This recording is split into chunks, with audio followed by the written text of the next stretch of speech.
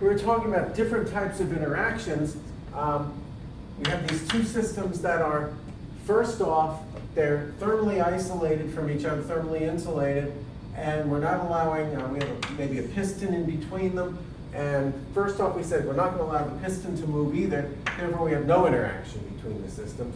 Secondly, we kept the piston clamp, but we allowed heat to be exchanged between the two systems, and so any change in energy of the system would be, any energy change, let's say in system A, would be the heat that it gained from system A prime. In the third case, we allowed the piston to move, but we kept it thermally isolated, and therefore we talked about the fact that any work that was done would be equal to a negative change in energy, or vice versa. The change in energy would be equal to the negative work done. Let's say the change to the energy in system A would be equal to the negative work done by system A on system A prime. And then, of course, in the last case, we can allow both energy to be exchanged, thermal energy to be exchanged, and also the piston to move back and forth. And that being the case, we have just a very simple statement then again of the first law of thermodynamics, where we can talk about the change in internal energy in system A would be equal to the heat that's added minus the work that's done by that system. So you have all particular cases. I'd like to do a small wrinkle on this.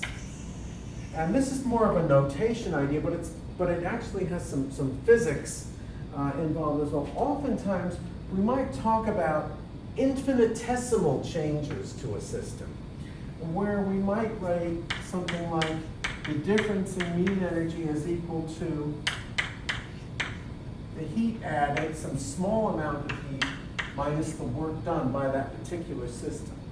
But when we do that, we put slashes through dq and dw, and that's for a very specific reason.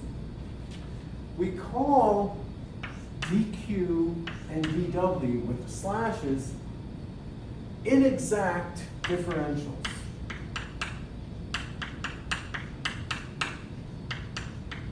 And we'll do a bit of a tangent on that in a little while. But what I want to say now is inexact differentials.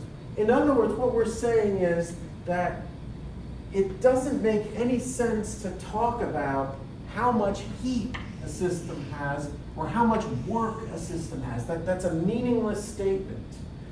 The only way we can talk about things like heat or work is in terms of heat that's being transferred into or out of a system. Same thing, work being done by or work being done on a system. A system cannot possess work or heat. And one of the ways that's manifest is in this sort of slash through the differentials when we talk about changes in heat and work. Now, we're going to we'll do a little digression about inexact differentials and maybe a more full mathematical treatment in a short while. I want to define another very, very important process in statistical mechanics.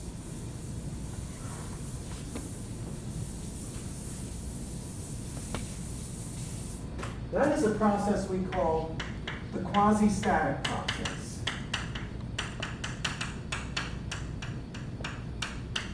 There are a couple of ways that you might think of how to describe a quasi-static process. One is, we can think of a situation where a system remains in equilibrium or so close to equilibrium for the entire time of interest. And a process where, so whatever process is occurring, the system itself doesn't leave equilibrium. Or we can think of a quasi-static process as one where a system moves through a series of adjacent equilibrium states. Both of those are extremely important. Those ideas are extremely important in statistical mechanics. The quasi-static process is going to be very, very important to us as we move along.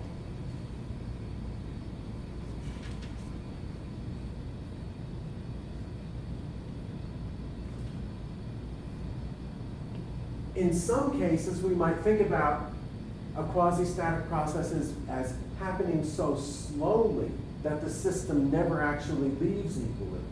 So that's another way to think about it. Suppose we have a system that has a number of external parameters associated with it, maybe n of them, represented by x of 1, x of 2, et cetera, et cetera, et cetera.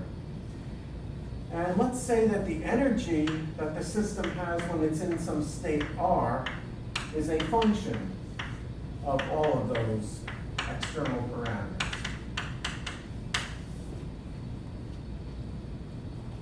If any of the values of the external parameters change, then the energy of the state must also change. So suppose external parameter x sub alpha changes by dx sub alpha for each alpha. I can talk about a change in the energy of that state as the sum from alpha equals 1 to n of the partial of E with respect to x alpha times dx alpha. In that case, the work done by the system, dw sub r, would be equal to minus dE sub r, which I can write as the sum x alpha r dx sub alpha. We define this quantity x sub alpha r as a generalized force. And of course, dx sub alpha is a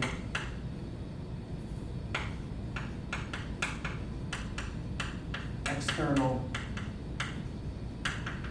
parameter. Now, we have a number of examples of this. One, the simplest example is, suppose my external parameter is actually displacement, x, or dx. The generalized force associated with dx, of course, from your mechanics, you recognize is just actually force. And then, of course, the work done by that force would be dw equals f dx. Another example, suppose my external parameter was volume, dV.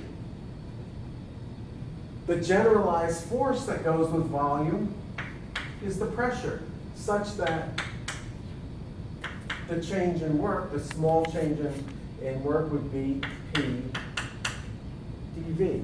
Again, another familiar idea. And of course, we have things that go with electric fields and magnetic fields and other quantities as well. But in general, we talk about the fact that when we're describing an infinitesimal amount of work that's done, it's associated with a generalized force and an infinitesimal change in external parameters.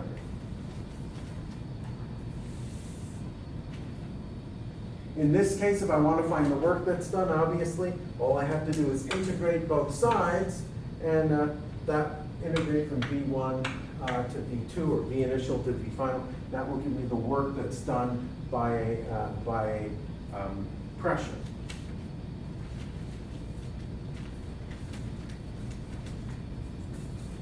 I want to return to then something we just mentioned a few minutes ago: inexact and exact differentials.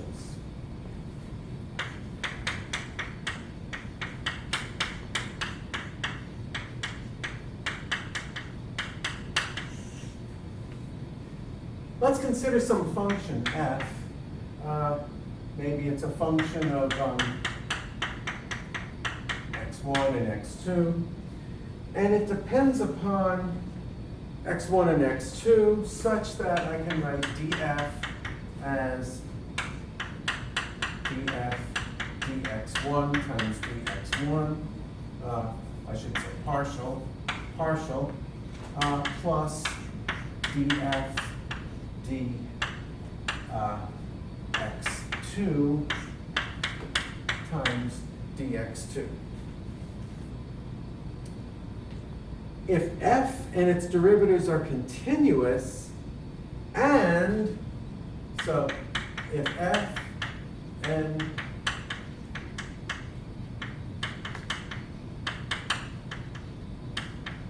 its derivatives are continuous, and if dx1 df dx2 is equal to dx2 df dx1. In other words, their mixed partials are equal. Then we say that f is an exact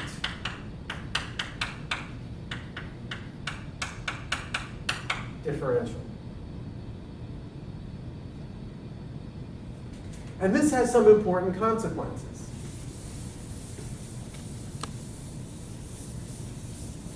For example, first consequence.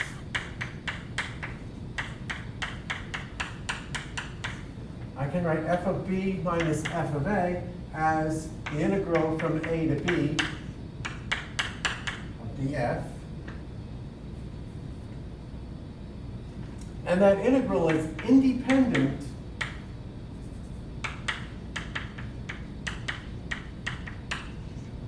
of the path taken from A to B.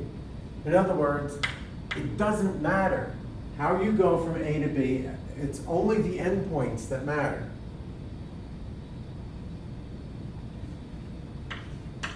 Moreover, if I take an integral around a closed path of that function f, it's always 0.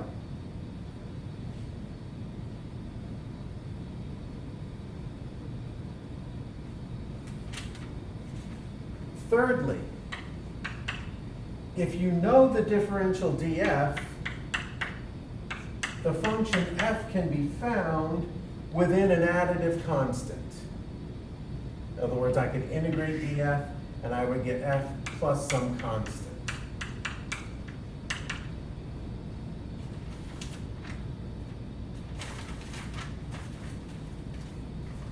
Other nice consequences.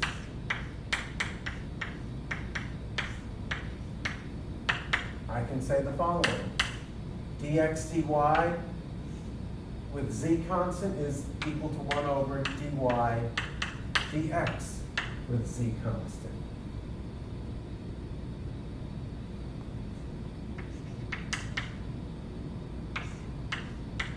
dx dy at constant z times dy dz at constant x times dz dx at constant y equals minus 1. Again, another corollary of this. The important thing here is when I have an exact differential, the integral being independent of path indicates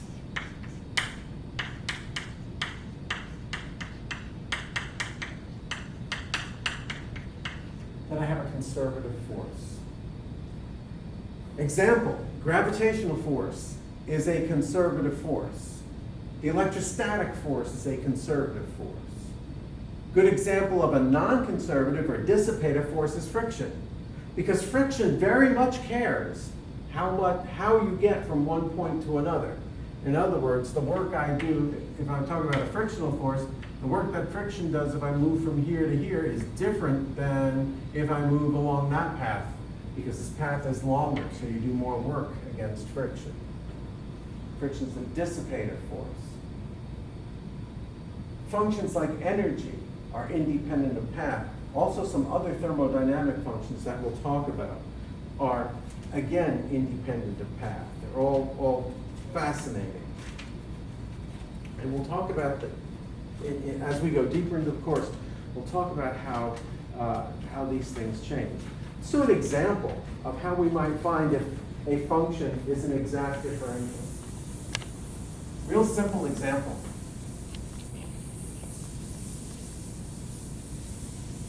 Suppose I have a function d phi is equal to x squared plus y dx plus x dy. Can we show that this is an exact differential? Well, to do that, we have to take the mixed partials and show that they're equal.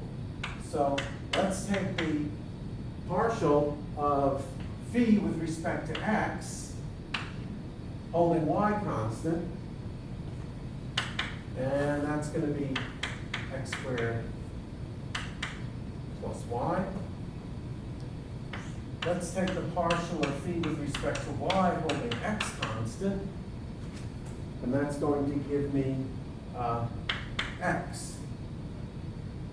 If I take the mixed partial of each of those now, so if I take the derivative of this with respect to y,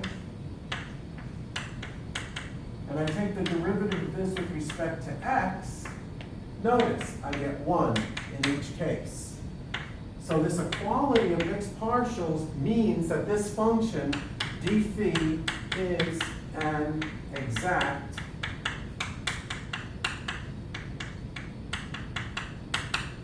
differential. So it has a mathematical consequence. It also has some physical consequences that we talked about earlier. We'll discuss these further in the next lecture. Thank you.